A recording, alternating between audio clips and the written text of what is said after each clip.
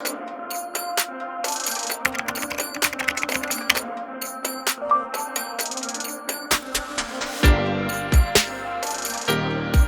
if you could give us like a great starting point. So let's say that someone is hearing this for the very first time, and they're wondering how do they get started even having a daily prayer life with God? What's a good place for them to begin? Several things that come to mind.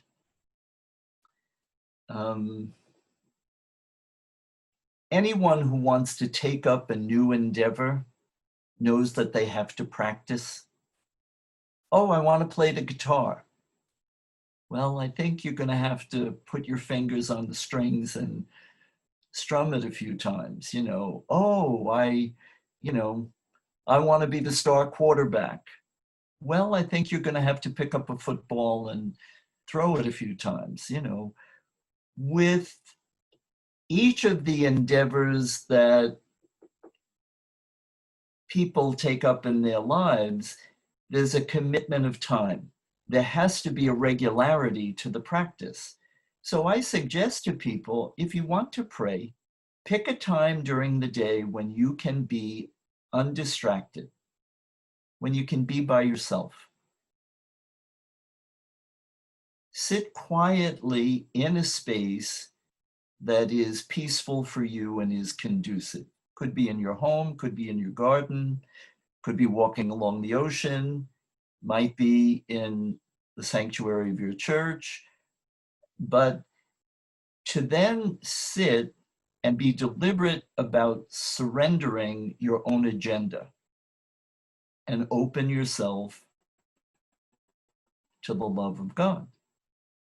Now, one of the things that might be helpful is to just breathe in and breathe out.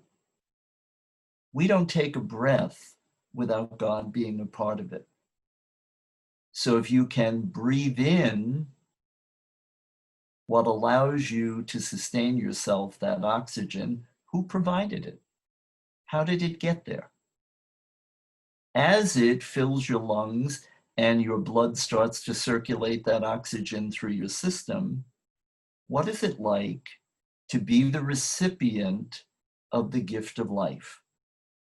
What does it mean to have existence? We don't bring ourselves into existence. It's a gift. But we have been given a freedom in living that existence, and that can go all over the place. So to ask God for a word of guidance, help me. I think Jesus again and again tried to help people understand that it is a relationship of dependence. We need God.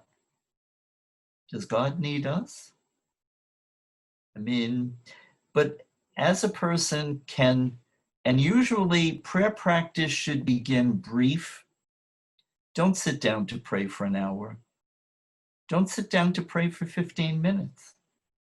Sit down to pray in the awareness of God briefly, but before you end, offer a word of thanks. Because the gift, now oddly enough, as we spoke previously, I asked if you would be familiar with Isaiah 62 verse 4, where God, in speaking to God's people, uses Isaiah to say, "You are my delight."